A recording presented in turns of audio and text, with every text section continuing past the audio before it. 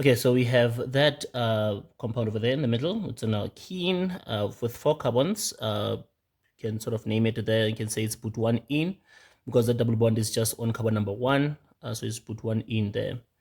So the thing about doing this this question is that one must just always complete it there. Complete it. Let's complete it over here. So let's redraw. Let's have here is our alkene. Here is our alkene. It's put one in because there can be a question that asks you to write down the IUPAC name of your alkene. It's put one in. Let's put that there. This is put one in. And then it reacts with hydrogen gas as the inorganic reactant to give us what? Give what? Let's see. Now we have this over here. We have carbon double bond there, like that.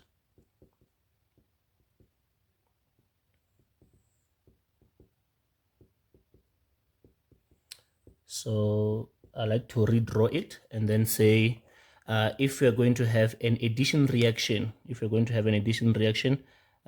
with alkene, it's an addition reaction, and then the double bond is going to break there. Now the question is just a matter of what are we putting there in the spaces there. Double bond breaks, and then on those carbon spaces for this reaction specifically, we put hydrogen and hydrogen, and then that alkene has now become an alkane, and then the name of the alkane there is butane there. So inorganic reactant, the product structure, the IUPAC name of the product there, and then the name of the reaction whereby we add hydrogen gas to form an alkane to an alkene is called hydrogenation. Is hydrogenation, and the condition for hydrogenation, it requires a platinum catalyst there. So the question will revolve around that. So the question might be, write down the IUPAC name of the alkene, put one in, write down the inorganic reactant for this reaction. It's already given. It's hydrogen gas in this case. It's already given. There's the structure of the product. It's a butane. Here is the structure, and then here's the IUPAC name of the product there. So the question is between write down the structure of the product or the IUPAC name of the product there. And then the name of the reaction is hydrogenation, and then the condition is a platinum catalyst required for this reaction there. Now let's go and do the same for others there. All right. Now for this one over here, we have 2-bromobutane, boot. I would say then boot is 1, 2, 3, 4 carbons. They are my carbons, so I can number them how I like. 1, 2, 3, 4 from the left.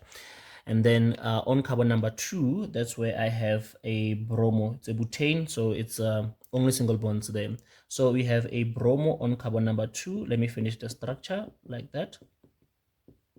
So what we have just done here is to turn that IUPAC into a structure so that we can see the changes that might have happened there. So in order for this to become this, what happened? It means that the double bond was broken, and what was added was a hydrogen and a halogen, a hydrogen and a bromo, a hydrogen halide, a hydrogen bromide is what was added there. And when you add a hydrogen bromide, the reaction is called a hydro halogenation addition reaction. The addition is a hydrohalogenation.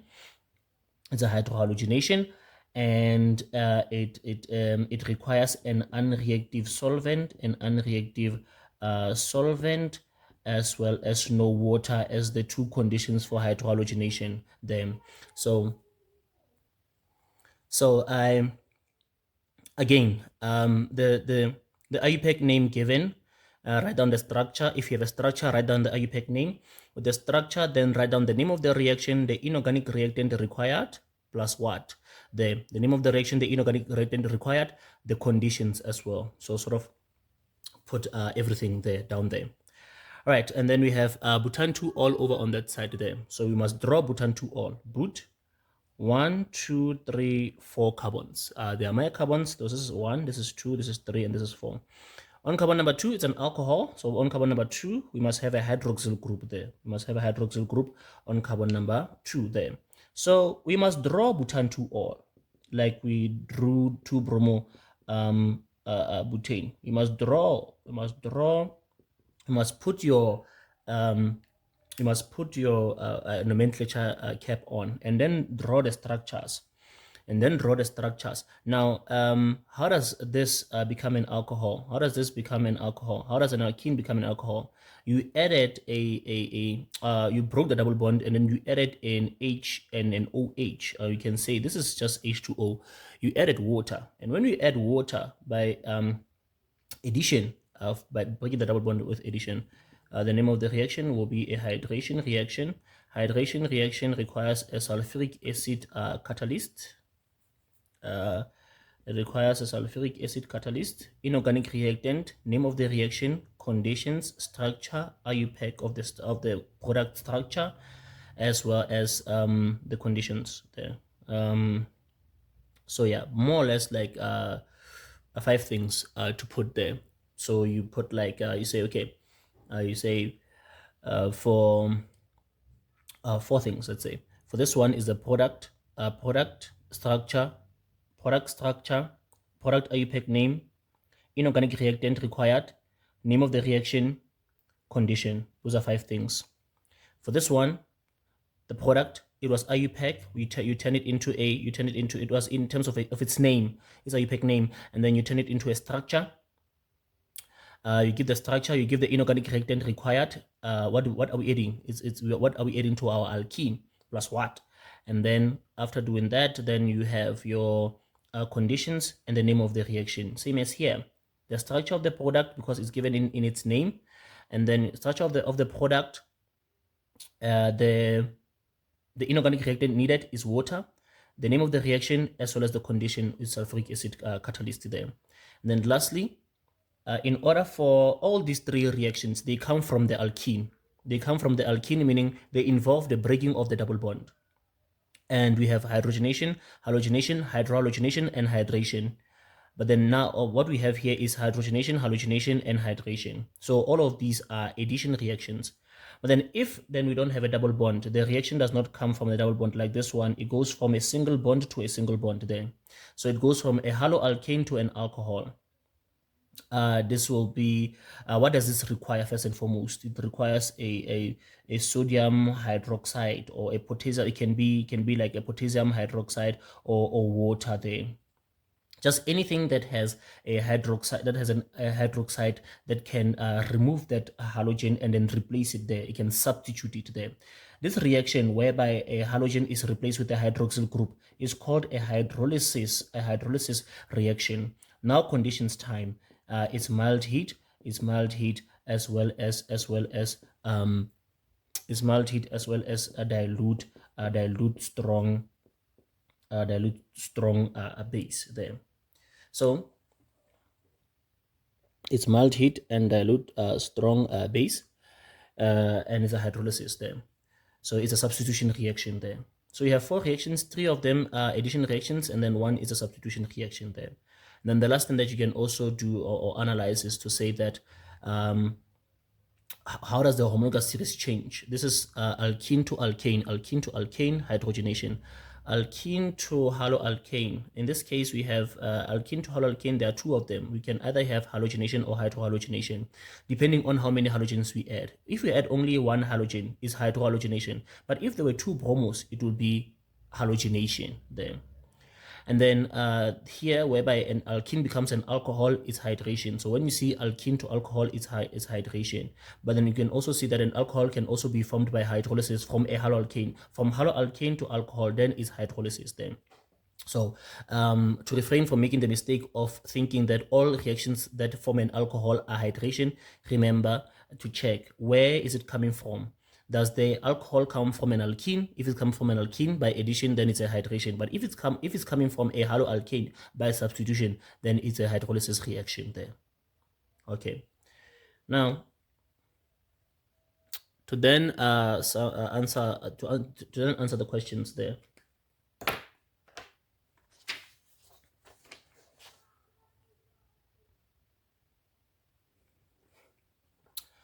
Now, to answer the questions, let's see there.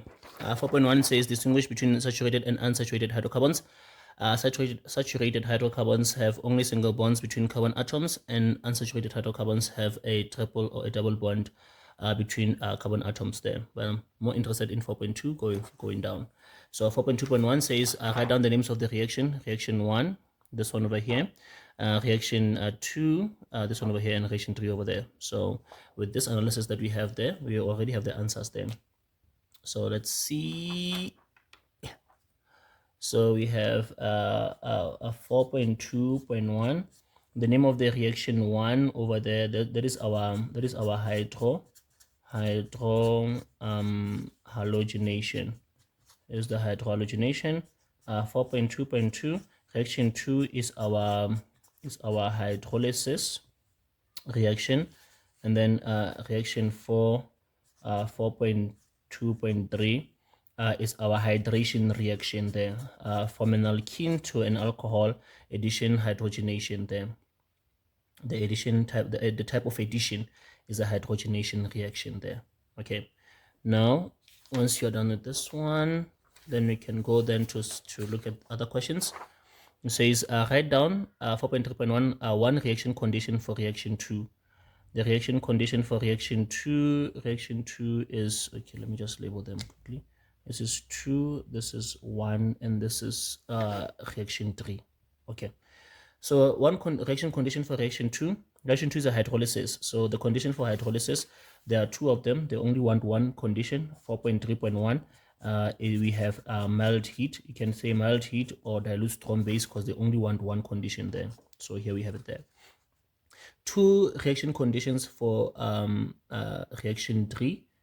Reaction 3, 4.3.2, we have excess water. We must have excess water. For hydration, you must have water for hydration, as well as sulfuric acid catalyst. You must also have sulfuric acid catalyst.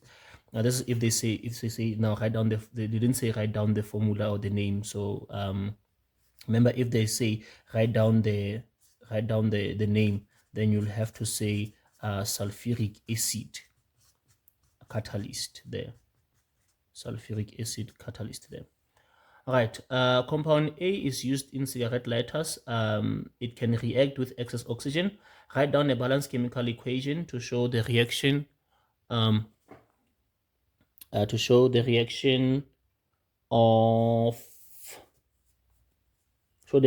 compound A. So it's right over here. Let me bring back the question. So 4.3.2 was write down 2 conditions for reaction 3. So we said excess water as well as sulfuric acid catalyst. And then 4.4 says a compound A is used in cigarette lighters. It can react with excess oxygen. Write down a balanced chemical equation to show the reaction of compound A with excess oxygen. And then we write this combustion reaction or oxidation reaction. We write it with molecular formula there. So we must write down the molecular formula of that alkane of ours there, compound A.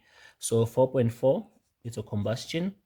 So let's do that. So we have C and H there. That's an alkane. How many carbons? We have 4 carbons. Let's count hydrogens. 1, 2, 3, 4, 5, 6, 7, 8, 9, 10. And then we have 10 hydrogens. Reacts with oxygen gas to form always a complete combustion. Always forms carbon dioxide with water there. Now the issue here is that we must balance this. The issue is that we must balance this. So what did we say? We said that C4H10, I need some space. Some space is needed for this.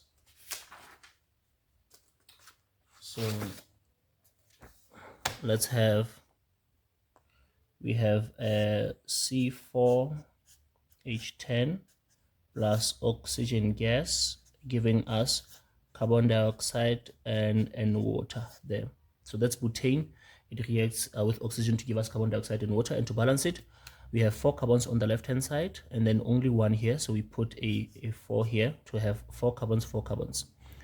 10 hydrogens on the left hand side, but only 2 on the right hand side. So here we say 10 divided by 2. 10 divided by 2 is 5. So we put a 5 here. so that we can have 10 hydrogens also on the right hand side there. Now we count how many oxygens we have on the right hand side. So we have 4 multiplied by 2 is 8 over here, plus 5 multiplied by 1 is 5. It's giving us a 8 plus 5 is 13. So we say 13 divided by 2, which is it's an odd number there. So we say 13 divided by 2 is an odd number. So now we can't write it like this. So we must multiply everything by 2. So we are going to have, when you multiply this one by 2, it's CH4 is 2C4 H10 there. And then when you multiply 13 over 2 by 2, then the 2 cancels out the 2 below there, the 2 that you multiply with there. So giving us a 13 oxygen gas. And then when you multiply 4 by 2, it gives us an 8. So we have 8 carbon dioxide. And then plus 5 multiplied by 10 there, it's 10. 5 multiplied by 2, excuse me, is 10. And then it gives us 10 waters there. Now, this is the case whereby now when we try to balance the oxygens, it gives us an odd number. Then when we divide it by 2, it gives us a fraction there. So in that case, then you must multiply everything by 2. So it means the answer that you write finally is this there. So you do this on the side, and then you give a final answer of this to the question there. Okay. Then 4.5, write down the name of the monomer that forms polythene. The monomer that forms polythene is simply just 4.5. The monomer that forms polythene is ethene. There, the monomer is ethene. The polymer is polythene. There, so ethene, small monomer units of ethene come together in a repeating pattern to form polythene there by polymerization there. All right, so for the marks, 2 marks for that definition, 1 mark over here, and for the balancing, for the reaction, we have 1 on the left, one on the left, 1 on the right, and 1 if it's balanced. So it becomes a total of 3. And then the name of reaction, let's see, what was the question? The name of reaction 1 is hydrohalogenation. The name of reaction 2 is hydrolysis, and then 3 is hydration.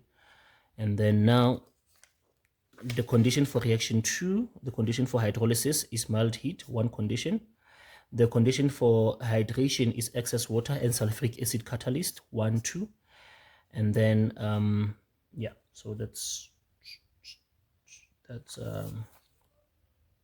7 with 3, and that's 12 there.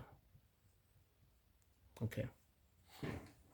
Now when it comes to this thing here, always best to draw everything out and put everything in place, and the answers will be there. Okay.